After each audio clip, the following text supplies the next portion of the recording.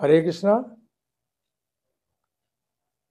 भगवान श्री चैतन्य महाप्रभुर कृपाয়, श्रीमान नित्यानंद प्रभुर कृपाয়, श्री अद्वैत आचार्य ठाकुरेर कृपाয়, गदाधर पंडितेर कृपाয় এবং শিবাস পণ্ডিতের কৃপায় আপনারা ভালো আছেন। ভগবান কৃষ্ণচন্দ্র এই জগতে এসেছেন জগৎবাসীকে কৃপা করার জন্য, পঞ্চতত্ত্ব এসেছেন জগৎবাসীকে কৃপা করার জন্য। তাই আপনাদের কৃপা করার জন্য আজ আমি পুত্রদা একাদশী নিয়ে আলোচনা করব। এই পুত্রদা একাদশী কবে করবেন, কিভাবে করবেন এবং পালন করার ফল কি, সেটি সুন্দরভাবে আপনাদের কাছে আমি উপস্থাপনা করার চেষ্টা করব। আপনারা মন দিয়ে শ্রবণ করবেন। গুরু বৈষ্ণবের চরণ কমল আমি স্মরণ করে আমি সে কথা বলার চেষ্টা করব। তাই সকলে একবার বলুন, হরে কৃষ্ণ কৃষ্ণ কৃষ্ণ হরে হরে, হরে রাম রাম রাম হরে হরে। জয় শ্রীমান চৈতন্য মহাপ্রভু কি জয়। এই পুত্রদা একাদশী এই বছর করবেন জানুয়ারি মাসের 10 তারিখে শুক্রবার, আর পালন করবেন 11 জানুয়ারি শনিবার 6:20 থেকে 8:23 মধ্যে। ঠিক আছে। এই পুত্রদা একাদশী খুব সুন্দর মাহাত্ম্য আছে। এখন কেউ প্রশ্ন করতে পারেন, প্রভু আমার তো পুত্র বা কন্যা লাভ হয়ে গেছে, আমার কি এই পুত্রদা একাদশী করার প্রয়োজন আছে? আমি বলবো, পুত্রদা একাদশী করবেন এই কারণে, কৃষ্ণ ভক্তি লাভ করার জন্যে, আর আপনার পুত্র সন্তান যাতে আরো সুন্দরভাবে তারা বড় হয়ে ওঠে, তাদের পারমার্থিক কল্যাণের জন্য পুত্রদা একাদশী পালন করুন। ঠিক আছে। আর যাদের হয়নি তারা তো পুত্রদা একাদশী খুব মনোযোগ সহকারে, ভক্তি সহকারে করুন, আপনাদের পুত্র অবশ্যই লাভ হবে। শাস্ত্রের কথা কখনো মিথ্যা হয় না। আমার আগের ভিডিওতে, মানে আগের বছরে, আমি এই পুত্রদা একাদশীতে আমাকে একজন প্রশ্ন করেছিলেন যে আমাদের যে কপালে লেখা আছে সেই ভাগ্য কি পরিবর্তন করতে আমরা পারবো? আমি বললাম, ব্রহ্মা তিনি বিধাতা, তিনি আমাদের প্রত্যেকের কপালে ভূমিষ্ঠ হওয়ার আগে কপালে লিখে যান। কিন্তু ব্রহ্মা নিজেই ব্রহ্মসংহিতাতে 54 নম্বর শ্লোকে তিনি উল্লেখ করেছেন, পঞ্চম অধ্যায় 54 নম্বর শ্লোকে, কর্মাণি নির্দহতি কিন্তু চ ভক্তি ভাজান। কর্মাণি মানে সমস্ত কর্মের ফল, মানে অশুভ কর্মের ফল আপনি নষ্ট করতে পারবেন, নির্দহতি নষ্ট করতে পারবেন, কিন্তু চ ভক্তি ভাজান শুধুমাত্র ভক্তি করার ফলে। তাই কৃষ্ণ এবং ভগবান রামচন্দ্র এবং ভগবান কৃষ্ণচন্দ্রের প্রতি যদি আপনি ভক্তি করবেন, সাধু গুরু বৈষ্ণবের কথা শ্রবণ করবেন, তাহলে আপনার কপালে যেটা লেখা আছে ওটাকে আপনি সম্পূর্ণ নাশ না করলেও একবারে তাকে ছোট করে দিতে পারবেন। যেমন শ্রীল প্রভুপাদ একবার তিনি সবজি অমান্য করার সময় তার কড়ি আঙুলটা কেটে গিয়েছিল।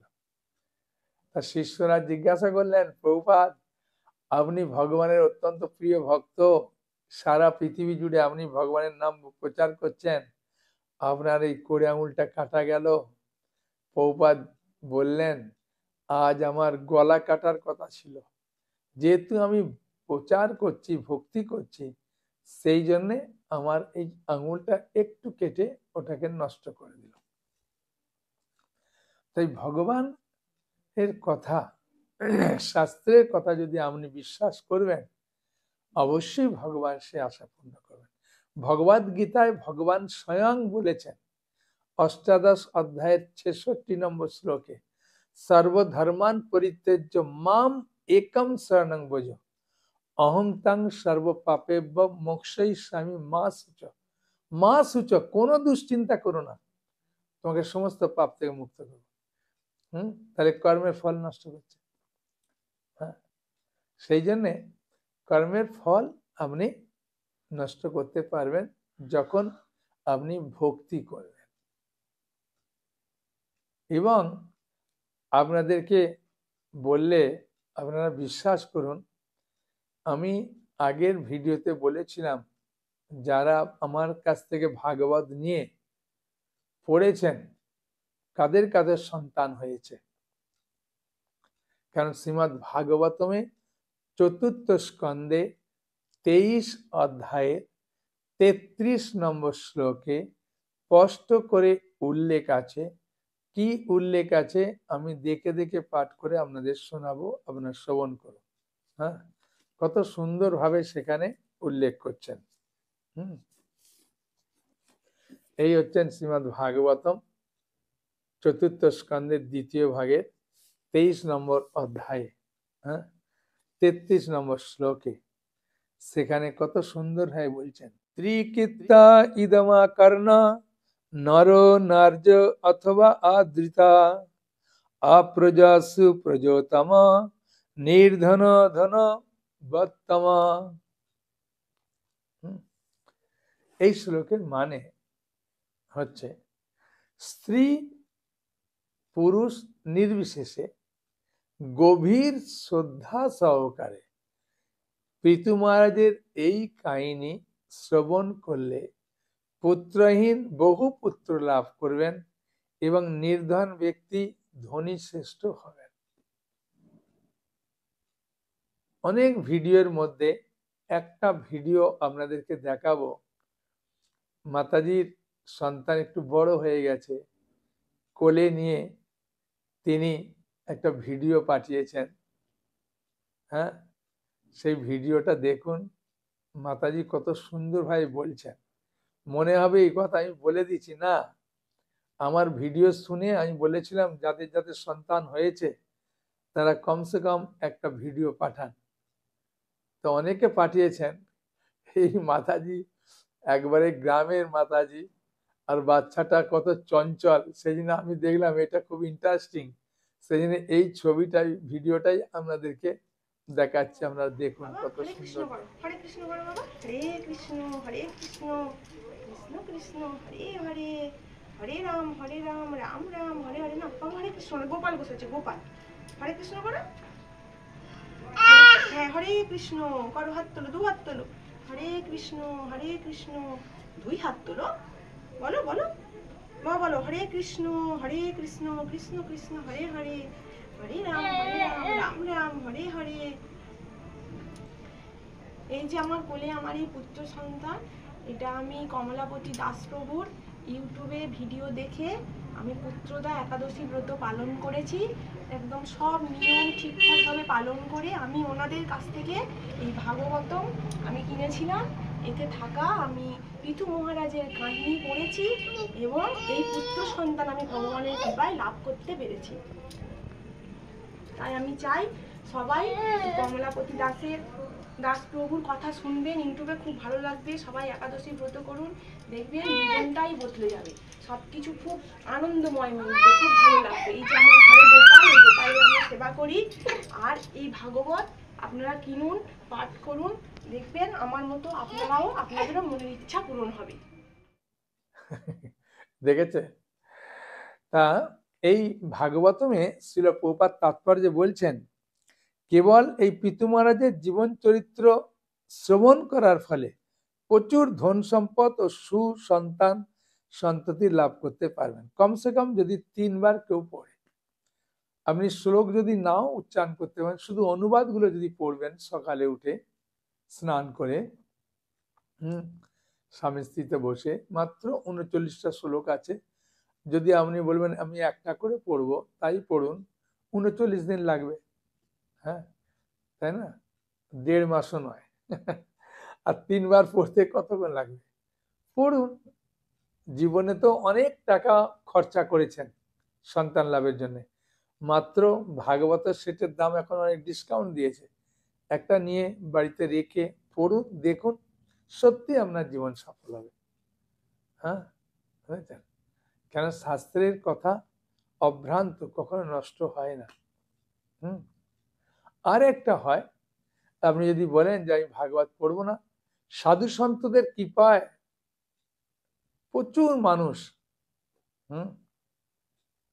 এই সন্তান লাভ করেছে, ধন সম্পত্তি লাভ করেছে, তাদের মনোবাসনা মনোকামনা পূর্ণ করেছেন। হ্যাঁ, ভগবদ গীতাতে 18 অধ্যায়ে 5 নম্বর শ্লোকে খুব সুন্দরভাবে উল্লেখ করেছেন ভগবান কৃষ্ণ স্বয়ং, যজ্ঞ দান তপশ্চৈব পাবনানি মনীষিণাম। যজ্ঞ দান তপস্যা মনীষীদের পর্যন্ত পবিত্র করে। তাই নিজেকে পবিত্র করার জন্যে, আর এত সুন্দর সুযোগ জীবনে আর কবে পাবেন আমি জানি না, কারণ ভাগবতমের 17 অধ্যায়ের শ্রদ্ধাত্রয় বিভাগে ভগবদ গীতার, ভালো করে শুনুন, ভগবদ গীতার 17 অধ্যায়ের 20 নম্বর শ্লোকে উল্লেখ আছে যে উপযুক্ত স্থানে, উপযুক্ত সময়ে, উপযুক্ত পাত্রে যে দান করা হয় তাকে সাত্বিক দান বলা হয়। তাই 12 বছর বাদে মহাকুম্ভ শুরু হচ্ছে প্রয়াগে, সেখানে উপযুক্ত স্থান, উপযুক্ত পাত্র, উপযুক্ত সময় পাচ্ছেন। তাই আপনি যদি মনে করবেন যে আমি প্রয়াগে সাধু সন্তদের দান করব, তাহলে একটা সুন্দর সুযোগ আছে, আমার হোয়াটসঅ্যাপ নম্বরে ফোন করুন। হ্যাঁ, 11ই জানুয়ারি থেকে 12ই ফেব্রুয়ারি পর্যন্ত 1 মাস কুম্ভ মেলা হবে বিভিন্ন সময়ে স্নানে। সেখানে বহু নাগা সন্ন্যাসী থেকে আসবে, তাদেরকে আমরা হাতে গীতা তুলে দেব। এই সুযোগ আপনি গ্রহণ করতে পারেন। এর মাধ্যমে সন্তান লাভ হয়, ধন সম্পত্তি লাভ হয় এবং আপনার ভাগ্যকে পরিবর্তন করতে পারেন। মাত্র অল্প কিছু গীতা দান করে একবার দেখুন, আর একটা ভাগবত পড়ে দেখুন না, কত সময় তো নষ্ট করেছেন, কত টাকা খরচা করেছেন। হ্যাঁ, এরকম সৎ পাত্রে দান করারও সুযোগ পাবেন না, আর ভাগবত পড়ারও সুযোগ পাবেন না। এই সুযোগে পড়ুন, খুব আনন্দ পাবেন। বহু মানুষ আমাকে, প্রভু কি বলবো, আপনাদেরকে বলতে আমার লজ্জা লাগছে, তারা এই পুত্রদের একাদশী করে ভাগবত পড়ে, হ্যাঁ, তার সন্তান হয়েছে, অনেক ভিডিও পাঠিয়েছে। আপনারও যদি আমার ক্লাস শুনে থাকেন, আপনি পাঠাতে পারেন আমাদের কাছে। পরের বারে আমি আবার দেব আপনাদের ভিডিও। বুঝেছেন? এইরকম অনেক কাহিনী আছে। এ তো বললে আমার তো উদ্দেশ্য পুত্রদের একাদশী নিয়ে আলোচনা করব না, সেই জন্য আমি আর আপনাদেরকে বেশি সময় নিচ্ছি না। তা পুত্রদের একাদশী নিয়ে পাঠ করি, আপনারা শ্রবণ করুন। অবশ্যই করবেন 10ই জানুয়ারি। হ্যাঁ, পুত্রদের একাদশী পালন করুন। হ্যাঁ, খুব আনন্দ পাবেন। আর 11ই জানুয়ারি পালন করুন 6টা 20 থেকে সকাল 8টা 23 মিনিটের মধ্যে। ঠিক আছে? জয় পুত্রদের একাদশী কি জয়। মহারাজ যুধিষ্ঠির ভগবান কৃষ্ণকে বললেন যে পৌষ মাসের শুক্লপক্ষের যে একাদশী, তার নাম কি, তার বিধি কি, কোন দেবতার পূজা করা হয়, আপনি আমাকে সবিস্তারে সুন্দরভাবে বলুন। তো ভগবান কৃষ্ণ খুব আনন্দ সহকারে মহারাজ যুধিষ্ঠিরকে বলছেন এই একাদশীর নাম পুত্র একাদশী, সর্ব পাপ বিনাশিনী, এবং কামদা এই একাদশীর অধিষ্ঠাত্রী দেবতা হলেন সিদ্ধিদাতা নারায়ণ। কি? ভগবান নারায়ণের উপাসনা করতে বলছেন। নারায়ণ আর কৃষ্ণের মধ্যে কোনো ভেদ নেই, ঠিক আছে? ত্রিলোকে এর মতো শ্রেষ্ঠ ব্রত নেই। এই ব্রতকারী নারায়ণ বিদ্বান যশস্বী করে তোলেন। হ্যাঁ, এই ব্রত যারা পালন করেন তাদেরকে নারায়ণ কি করেন? বিদ্বান যশস্বী করে তোলেন। এখন আমার কাছে এই ব্রতের মাহাত্ম্য শ্রবণ করুন। একজন ব্যক্তি আমাকে বলছেন, প্রভু আমার পুত্র লাভ হয়ে গেছে, আমি আর এই একাদশী করব? আমি, না না, আপনার পুত্র সন্তানকে ভালো করার জন্য, কৃষ্ণ ভক্তি লাভ করার জন্য এই ব্রত অবশ্যই পালন করবেন। হ্যাঁ, এই ব্রত সুন্দরভাবে পালন করুন। ভদ্রাবতী পুরীতে সুকেতুন মান নামে এক রাজা ছিলেন। তার রানীর নাম ছিল শৈবা। রাজদম্পতি বেশ সুখেই দিন যাপন করছিলেন। বংশ রক্ষার জন্য বহুদিন ধরে ধর্মে কর্মে অনুষ্ঠান করেও পুত্র লাভ হলো না। তখন রাজা দুশ্চিন্তায় কাতর হয়ে পড়লেন। তাই সকল ঐশ্বর্যবান হয়েও পুত্রহীন রাজার মনে কোনো সুখ ছিল না। তিনি ভাবতেন পুত্রহীনের জন্ম বৃথা ও গৃহশূন্য। পিতৃদেব মনুষ্যলোকের কাছে যে ঋণ শাস্ত্রে উল্লেখ আছে তা পুত্র বিনা পরিশোধ হয় না। হ্যাঁ, স্বাভাবিক, অনেক ঋণ আছে, পুত্র এগুলো পরিশোধ করতে পারে। পুত্র বাঞ্জনের এই জগতে যশ লাভ এবং উত্তম গতি লাভ হয়। তাদের আয়ু, আরোগ্য, সম্পত্তি প্রভৃতি বিদ্যমান থাকে। নানা দুশ্চিন্তাগ্রস্ত রাজা আত্মহত্যা করবেন বলে স্থির করলেন। রাজা কোনো উপায় না পেয়ে তিনি চিন্তা করছেন আমার আত্মহত্যা করাই শ্রেয়। কিন্তু পরে বিচার করলেন, এইটা খুব বুদ্ধিমানের কথা। আমরা যদি কোনো খারাপ কাজ করার চেষ্টা করি না, আমাদেরকে বিচার করা দরকার, যেটা ঠিক হবে না ভুল হবে, শাস্ত্র যুক্তি দিয়ে চিন্তা করা দরকার। আত্মহত্যা মহাপাপ। এর ফলে কেবল দেহের বিনাশ মাত্র হবে, কিন্তু আমার পুত্রহীনতা দূর হবে না। দেখলেন, রাজা না খুব বুদ্ধিমান, তিনি চিন্তা করেছিলেন। আমাদের চিন্তা করা দরকার। হ্যাঁ, বুঝেছেন, যে ভাগবত নিলে আমার মঙ্গল হবে না ক্ষতি হবে, আমি কুম্ভ মেলায় দান করলে আমার লাভ হবে না ক্ষতি হবে, বিচার করুন। চৈতন্য চন্দ্রের দয়া করো বিচার, বিচার করিলে চিত্তে পাবে চমৎকার। এই চমৎকার পাবেন তখনই যখন আপনি বিচার করবেন শাস্ত্র যুক্তি দিয়ে। তাই রাজা বিচার করেছেন, তা এখন আনন্দের পথ পাবেন। দেখুন, তারপর একদিন রাজা নিবিড় বনে গমন করলেন। বন ভ্রমণ করতে করতে দ্বিপ্রহর অতিক্রান্ত হলে রাজা ক্ষুধা তৃষ্ণা অত্যন্ত কাতর হলেন। এদিক ওদিক জলাদির অনুসন্ধান করতে লাগলেন। তিনি চক্রবাগ, রাজহংস, নানারকম মাছ পরিপূর্ণ একটা মনোরম সরোবর দেখতে পেলেন। হ্যাঁ, যখন আমরা চেষ্টা করব, ভগবান আমাদেরকে সাহায্য করবেন, কারণ ভগবান আমাদের অন্তরে আছেন, আর ভগবান আমাদের অত্যন্ত শ্রীত, বুঝেছেন, অত্যন্ত শ্রীত। খুব সুন্দর একটা কাহিনী সময় থাকলে বলবো। বুঝেছেন।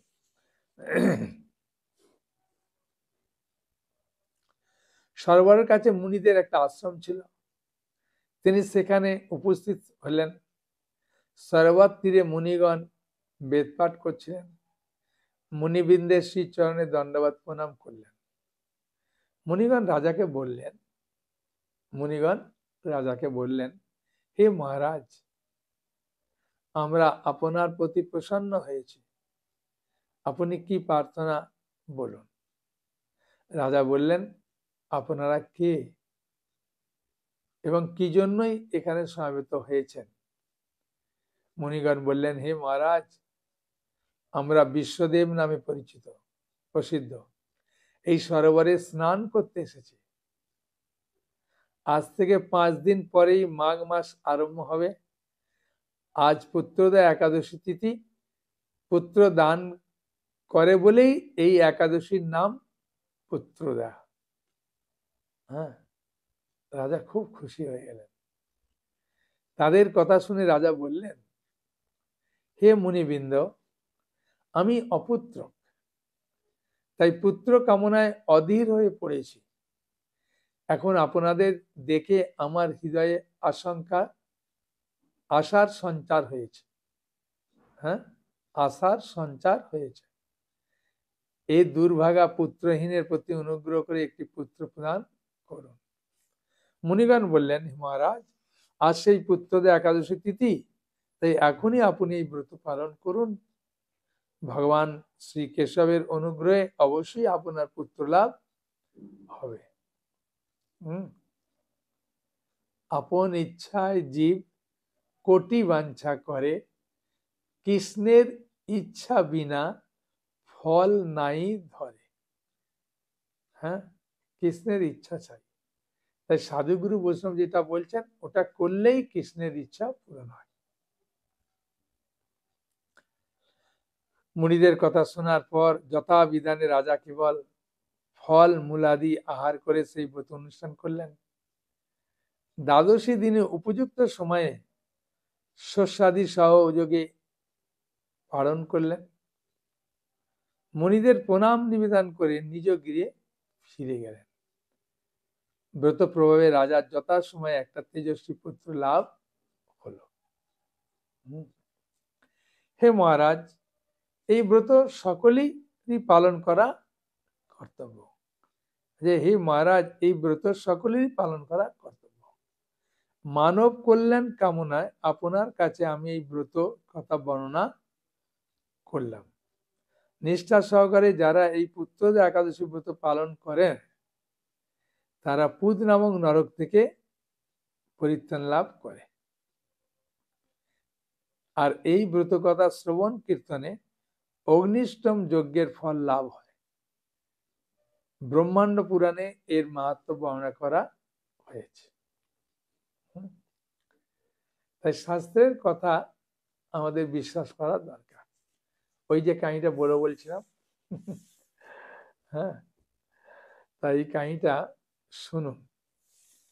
বিশেষ করে যারা ভক্তিপথে এসেছেন বা আসবেন বলে মনে করছেন, তারা, আমার একটা ভক্তি সেট বেরিয়েছে, বুঝেছেন, তাতে অনেকগুলো বই আছে। হ্যাঁ, প্রায় 12টা বই আছে এবং একটা বড় মোটা গীতা আছে বাংলায়। ওর দাম 770 টাকা, কিন্তু এখন নিচ্ছি মাত্র 500 টাকা। আবার কোরিয়ার চার্জটাও ফ্রি।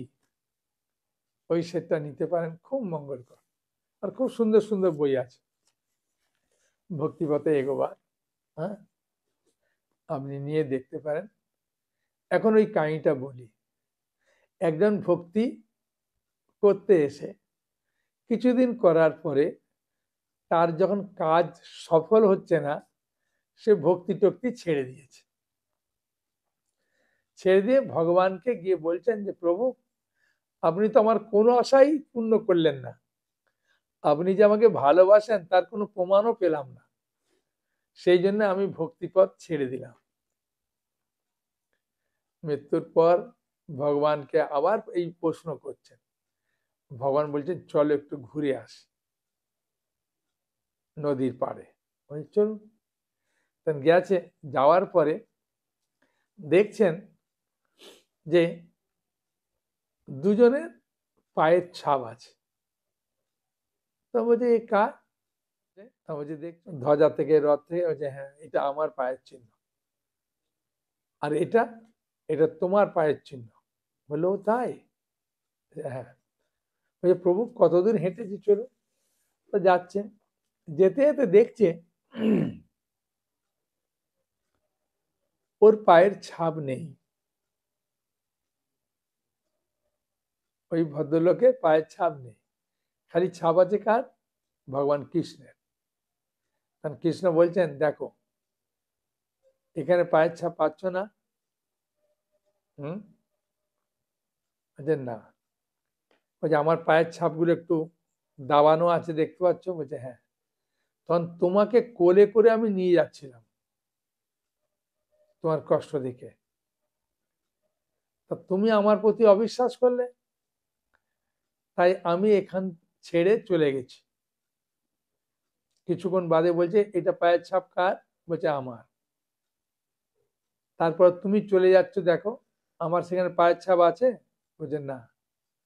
তুমি আমাকে ছেড়ে চলে গেলে, কারণ তুমি একা যাচ্ছ, আমি আর গেলাম না, তুমি আমার প্রতি বিশ্বাস রাখলে না, সেই জন্য বলছে শাস্ত্রের কথা বিশ্বাসে মেলায় বস্তু তর্কে বহুদূর। তখন ওই ব্যক্তি চিন্তা করছেন সত্যি ভগবান এত ভালোবাসেন, ভগবান আমাদেরকে সবসময় এরকম আদর যত্ন করেন, কিন্তু আমরা বুঝতে পারি না আমাদের কি করা কর্তব্য, কি করা কর্তব্য নয়। সেই জন্যে সাধু সঙ্গের প্রয়োজন। হ্যাঁ, সাধু সঙ্গের ফলে একমাত্র এই সকল সমস্যার সমাধান হয়। সাধু সঙ্গ সর্বশাস্ত্রে কয়, লবমাত্র সাধু সঙ্গে সর্বসিদ্ধি হয়। এই ভাগবত পড়ে বহু মানুষের সন্তান হয়েছে। আর এখন তো কুম্ভ মেলার দানের একটা সুযোগ আছে, যদি গ্রহণ করবেন তাহলে খুব আনন্দ পাবেন। আর 500 টাকার সেটটা নিতে পারেন, কাউকে দিতে পারেন, এইভাবে করলে খুব ভালো। এখন আমি 2-1টা প্রশ্ন নিয়ে ক্লাস শেষ করব, ঠিক আছে? কারো কোনো প্রশ্ন আছে? বলুন। কি প্রশ্ন? মাতাজি প্রশ্ন করছেন যে সন্তান লাভের আগে যে গর্ভদান সংস্কার, এটা কি?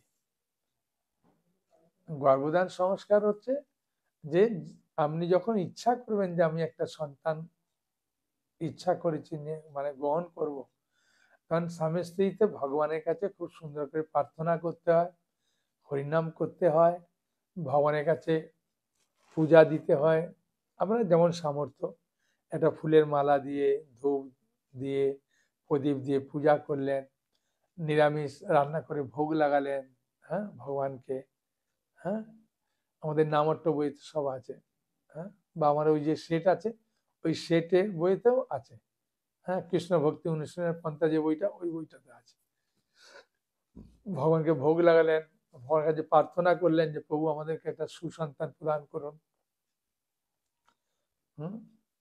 তারপরে স্বামী স্ত্রীতে হ্যাঁ সন্তান লাভের আশায় ভগবানের কাছে প্রার্থনা করে তারপরে আপনারা সন্তান লাভের ইচ্ছা করুন, ভগবান সেটা পূর্ণ করবেন।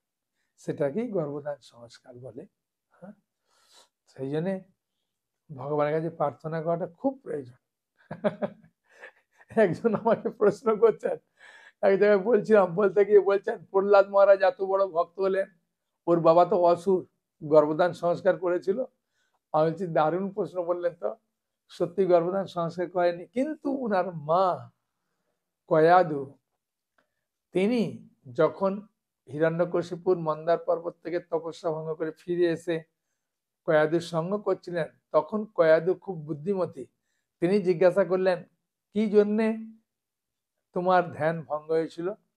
তখন হিরণ্যকশিপুর বলছিলেন নারায়ণ নারায়ণ নারায়ণ, আমার শত্রুর এই নাম শ্রবণ করে আমার ধ্যান ভঙ্গ হয়েছে।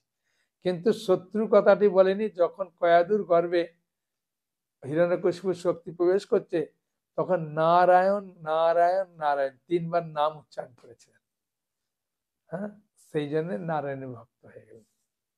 হ্যাঁ, এটাই গর্ভদান সংস্কার। বুঝেছেন? হ্যাঁ, হ্যাঁ বলুন, আর কি প্রশ্ন আছে?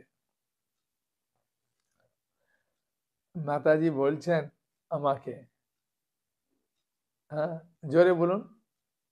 হ্যাঁ, তা ওনার প্রশ্ন হচ্ছে যে আমি ভাগবত নিয়েছি, সন্তান হয়েছে, কিন্তু সন্তানকে দেখাশোনা করার ফলে আমি ভাগবত পড়ার সময় পাচ্ছি না। ঠিক আছে, ভগবান আপনাকে সন্তান দিয়েছেন, সন্তানের সেবা করুন, আর হলেও একটা করে শ্লোকের অনুবাদ পড়ুন, ঠিক আছে?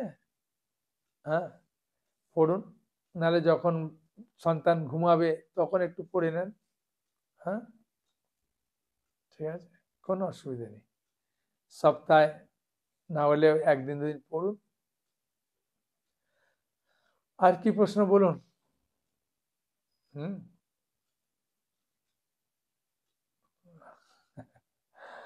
আজকে দেখছি সব মাতাজিদেরই প্রশ্ন। হ্যাঁ, বাহ, পুত্রতা লাভ করার জন্যে বলুন। হ্যাঁ, উনার প্রশ্ন হচ্ছে আর কিছু করণীয় আছে না? সকালে ঘুম থেকে উঠে স্নান করবেন, স্নান করে স্বামী স্ত্রীতে দুজনেই পড়ার চেষ্টা করবেন। অনেক সময় স্বামী পড়তে চায় না, তাকে বলবেন শ্লোকটা অনুবাদ পড়ে যাও। হ্যাঁ, একটুখানি পড়ো। পড়ার পরে অঙ্কুরিত যে ছোলা আছে না, ওই ছোলা অল্প খাবেন, এক মুঠো বাইয়ে ভালো করে চিবিয়ে খাবেন। তারপরে আধা ঘন্টা বাদে আপনি পেট ভরে যা খান খেয়ে দিয়ে কাজে যান, অসুবিধা নেই। হ্যাঁ, খান ভালো। হ্যাঁ, আর ভগবানকে একটা ধূপ বা প্রদীপ দিয়ে প্রার্থনা করে বই পড়বেন এবং ভগবানের কাছে প্রার্থনা করবেন যে ভগবান আমার যেন সুসন্তান লাভ হয়। বুঝলেন? নাহলে এই জগতের মানুষ আপনার অনেক ধরনের সন্তান পায়। বিশেষ করে শাস্ত্রে 5 ধরনের সন্তানের কথা বলা আছে, বুঝেছেন? যে ঋণজাত সন্তান, আগের জন্মে কোথাও ঋণ করেছিলেন, সেই ঋণ পরিশোধ করতে পারেননি। হ্যাঁ, যখনই ওর টাকা চাইতো তখন আপনি খুব রেগে যেতেন, আর ও কিছু করতে পারতো না। ও পুত্র রূপে এসে আপনার ঋণ পরিশোধ করবে। বুঝেছেন? ঋণ করে করে আপনাকে 12টা বাজিয়ে দেবে। এই ঋণজাত সন্তান। হ্যাঁ, বুঝেছেন? আর একটা আছে আপনার শত্রুজাত সন্তান। কারো প্রতি আপনি শত্রুতা করেছেন, দেখলি একদম দাঁত ফাঁত খিচিয়ে তাকে মারবো মারবো করতেন। হ্যাঁ, সেও আপনাকে মারবো মারবো করতো। এখন ও মারা গেছে, মারা হয়ে ও সন্তান রূপে এসে আপনার প্রতি শত্রুতা প্রতিশোধ নেবে। হ্যাঁ, আমরা এমনিতে না দেখলে দেখবে টিভিতে দেখি না, বাবা ছেলেকে খুন করেছে, হ্যাঁ, এই ছেলে বাবাকে খুন করেছে, পাওয়া যায় না? সত্যি কথা।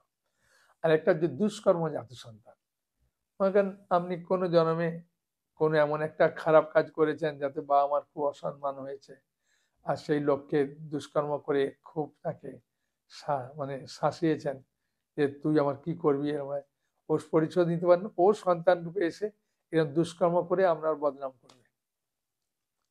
3টে হলো। হ্যাঁ, 4টে হচ্ছে সুসন্তান। এই সন্তানের কথাই এই ভাগবতে বলছেন। এই সুসন্তান লাভ করার ফলে ও আপনার সবকিছু জিনিস সুন্দর, আর দেখবেন মারা যাওয়ার পরে শ্রাদ্ধ শান্তি করবে, সবকিছু করবে। এ সুসন্তান। আর একটা হচ্ছে উদাসীন সন্তান। হ্যাঁ, এই উদাসীন সন্তান অনেকে চায় না যে আমার ছেলে জন্মগ্রহণ করে বড় হবে, হ্যাঁ, পড়াশোনা করবে, তারপরে ইস্কনে গিয়ে যোগদান করবে, সাধু সন্ন্যাসী হয়ে যাবে। এ হচ্ছে উদাসীন সন্তান। তাই আপনাদের কাছে আমি আনন্দে করজোড়ে প্রার্থনা করব, সকলে ভক্তি করুন, আনন্দ করুন, আর পুত্রদের একাদশী পালন করুন।